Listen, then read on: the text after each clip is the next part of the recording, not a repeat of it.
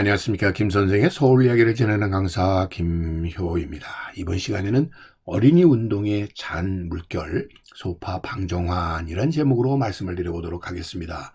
우리에게는 너무나 익숙한 분이 바로 이 소파 방정환 선생이 아닌가 싶습니다. 어린이날을 제정하고 이 어린이라고 하는 잡지를 발행하셨던 분이 되겠는데요. 이분의 삶이라고 하는 것은 1899년부터 1931년까지 33의 짧은 인생이었었지만 그동안에 어린이 운동에 있어서 하나의 잔물결이 오늘날까지 이어져 오면서 큰 물결이 되게 했었던 분이 바로 이 소파 방정환 선생이 아닌가 싶습니다.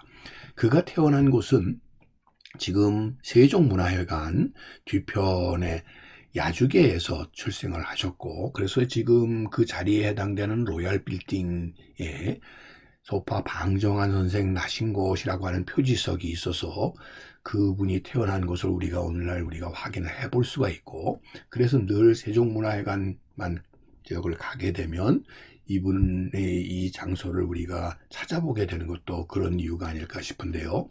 이 33세 삶을 오직 어린이를 위해서 살아서 흔히 동심시선이라고 하는 말로 압축될 수 있을 정도로 이 어린이들이 그동안 사람으로서 대접받지 못했었던 어린이들을 결국 이렇게 신선의 세상으로 높게 어른으로 대접해야 된다고 하는 이런 생각을 펼쳤던 그런 잔물결의 시작을 이루어냈었던 것이 바로 이 소파 방정환이라고 볼 수가 있겠습니다. 그래서 어린이 운동의 잔물결 방정환 이렇게 정의를 내릴 수가 있을 텐데요. 1922년 5월 1일 최초로 어린이날을 지정하고 이듬해부터 기념식을 거행을 하셨던 분이죠. 근데 사실 이 어린이 운동의 배경을 보게 되면 모든 사람은 평등하다고 하는 이 동학 천도교의 사상에 대한 공명이라고 볼 수가 있겠습니다. 일찍이 그는 이 천도교 신자이기도 했었기 때문에 이러한 동학 사상에 기초해서 어린이들도 결국 공평하게 사람으로서 평등하게 대접받아야 된다라는 얘기가 되겠죠. 그래서 장인 손병희를 도와서 3.1운동에 참여했었던 그는 이 어린이 운동 자체를 사실상의 항일 운동으로 이렇게 진행을 했었다고 보시면 되겠습니다. 특별히 이 어린이날을 5월 1일로 이렇게 처음 제정했었던 이유도 어린이들을 바로 노동에서부터 벗어나게 하겠다고 하는 의식에서부터 출발했다고 볼 수가 있겠고요. 그런 의미에서 이 노동절을 어린이날로 처음 제정했었던 이유를 우리는 여기서 한 번쯤 다시 생각해 보게 되지 않나 싶습니다. 일본 아동문학의 개척자였었던 암곡 소파에 대한 존경에서 연유했었던 그의 호 소파이긴 합니다만 결국 이 어린이들 가슴에 큰 물결이 되게 했었던 분이 바로 이 방정환 선생이다 이렇게 볼 수가 있겠습니다. 방정환의 주도로 제작이 되었었던 월간 잡지 어린이는 천도교 소년회가 편집을 했고 개벽사가 발행을 하게 되는데 이 개벽사는 1920년에 개벽을 종합잡지인 개벽을 시작으로 해서 1922년에는 부인, 23년에는 어린이, 1926년에는 별곤곤, 1929년에는 학생 등을 이렇게 창간을 하면서 1920년대에 잡지계를 주도했었던 것이 바로 이 개벽사였고요. 이 중에서도 이 잡지 학생은 어린이를 졸업한 독자들을 위한 중학생 잡지로서 이렇게 마련이 되었다고 보시면 되겠습니다. 자, 이렇게 어린이, 별곤곤, 학생, 신여성과 같은 이런 잡지들을 집필했었던 방정환이 세상을 떠나게 되자 어린이 잡지에는 그를 기리는 추도를 발행하기도 했었다라고 보시면 되겠습니다. 그래서 이 잡지 어린이의 발행이라고 하는 것에서부터 이 어린이를 독자하라는 최초의 잡지로 어린이들에게 읽을거리, 놀거리를 제공했을 뿐만 아니라 이를 통해서 어린이 세상을 이루어내려고 했었던, 그래서 결국 이런 노력들이 있어 왔기 때문에 결국 그분이 돌아가셨을 때 이렇게 추도호가 발행이 될 수 있었다라고 볼 수가 있겠습니다.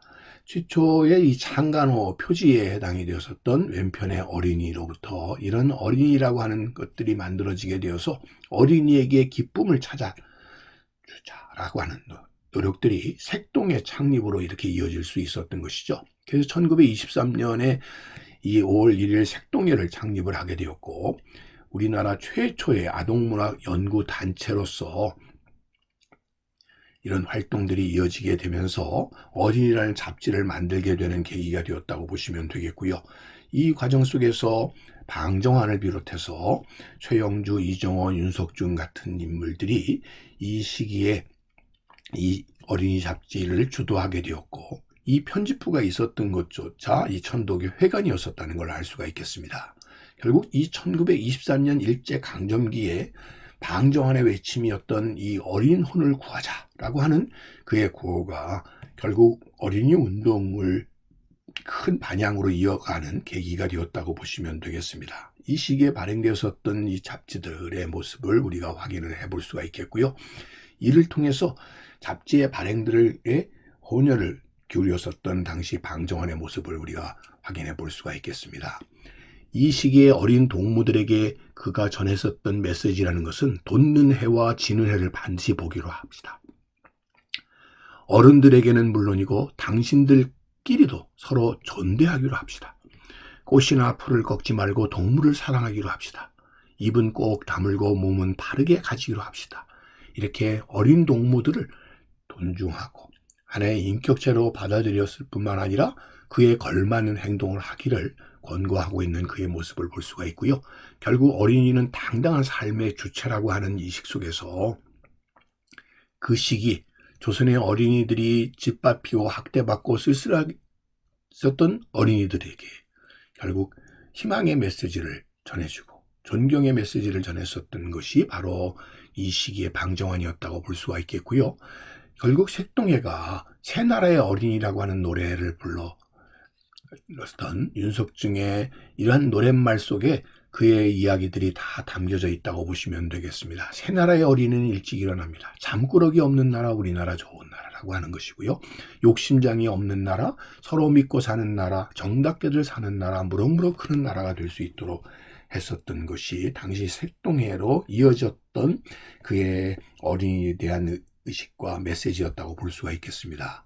오늘은 어린이날 우리들 세상이라고 붙여졌었던 바로 사람으로서의 대우를 하자고 외친 날이 어린이날이었었던 것이고요. 1921년 천도교 소년회가 창립이 되면서 1922년 5월 1일 어린이날이 제정이 되었고 그 다음 해에는 성대한 행사로까지 이어지게 되었던 것인데 5월 1일 어린이날이 근로자의 날과 겹치게 되면서 1928년에는 5월 첫 번째 일요일로 변경이 되기도 했었으나 37년도에 오게 되면 그나마 어린이날 행사도 일제의 탄압으로 금지가 되게 되었고 해방이 되고 난 뒤에 1946년 5월 5일을 어린이날로 공식 지정하게 되었고 75년부터는 법정 공휴일로 제정되게 되었던 것이 우리들 세상 어린이날이었다고 보시면 되겠습니다. 그가 돌아가셨을 때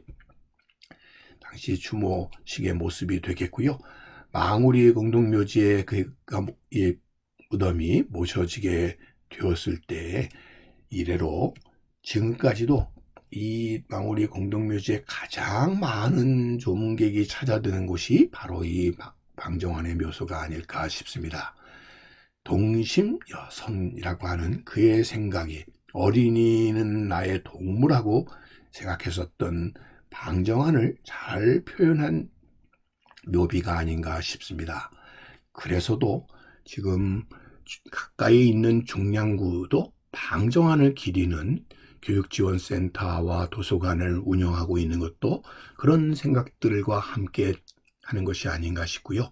일찍이 색동해가 남산기슭에 만들었었던 이 방정환의 동상이 어린이회관에 만들었었던 이 동상이 어린이회관이 옮겨오면서 오늘날의 어린이 대공원으로 이어져 오게 되고 것도 그런 그의 생각들을 오늘날도 큰 파장으로 우리에게 다가오기 때문이 아닌가 싶고요. 이 남산기슭의 이 길을 지금도 소파로로 이렇게 기리고 있는 것뿐만 아니라 이런 동상들을 통해서 그의 존재를 그의 메시지를 지금까지도 우리가 되새기게 되는 그리고 어린이날을 기리게 되는 하나의 계기를 만든 것이 아닌가 싶습니다. 지금 수은회관이 자리 잡고 있는 이 경운동에도 세계 어린이 운동 발상지라고 하는 이런 표지석이 있게 된 것도 이 천도교를 중심으로 해서 일어났었던 어린이 운동을 기억하자라는 것이 되지 않았나 싶습니다. 그런 의미에서 어린이 운동의 큰 물결이 된 분이 방정환 선생이 아닌가 싶습니다. 오늘 이 시간에는 어린이 운동의 큰 물결 방정환에 대해서 알아봤습니다.